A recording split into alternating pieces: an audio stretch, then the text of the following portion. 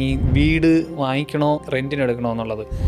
Buying or റെൻറ്റിങ് എന്ന് പറയുന്നത് എപ്പോഴും ഒരു ഹോട്ട് ആയിട്ടുള്ള ഒരു ടോപ്പിക്കാണ്. വീട് മേടിക്കുന്നതിനെക്കാട്ടിലും റെൻറ്റിങ്ങിലേക്ക് പോകുന്നെങ്കിൽ ഇത്രയും രൂപ നമുക്ക് സേവ് ചെയ്യാം.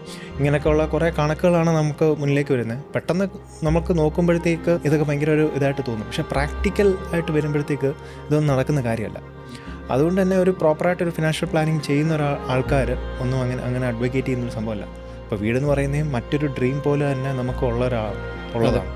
അപ്പോൾ അത് എങ്ങനെ അച്ചീവ് ചെയ്യാം എന്നുള്ളതാണ് ഫിനാൻഷ്യൽ പ്ലാനിങ് സൈഡിൽ നമ്മൾ നോക്കുന്നത്. അപ്പം നിർമ്മൻ്റെ ഒപ്പീനിയൻ എന്ന് പറയുന്നത് നമ്മൾ വീട് എന്ന് പറയുന്നത് ഒരാളുടെ പേഴ്സണൽ ചോയ്സിൻ്റെ ഒരു ഭാഗം കൂടിയാണ്. പേഴ്സണൽ ചോയ്സാണ്. ഇപ്പം വീടെന്ന് പറയുമ്പോൾ തന്നെ ഇപ്പം അതൊരു ഇമോഷനാണ്. ഇമോഷൻ എന്ന് പറയുമ്പോൾ അത് നമ്മുടെ ഒരു ചോദനയായിട്ട് തന്നെ വരാം. മനുഷ്യൻ എന്ന് പറയുന്ന ഒരു ജീവിയുടെ എവല്യൂഷനായിട്ട് തന്നെ ആലോചിക്കുമ്പോൾ തന്നെ നമ്മൾ നോക്കുകയാണെന്നുണ്ടെങ്കിൽ ഒരു ബേസിക് നെസസിറ്റിക്ക് തുല്യമാണ്. ഒരു സേഫ്റ്റി ഫീൽ ചെയ്യുന്ന സേഫ്റ്റി, ഷെൽട്ടർ എന്നുള്ളത് അതിനെ ഒരു എക്സ്റ്റൻഷനാണ് വീടെന്ന് പറയുന്നത്.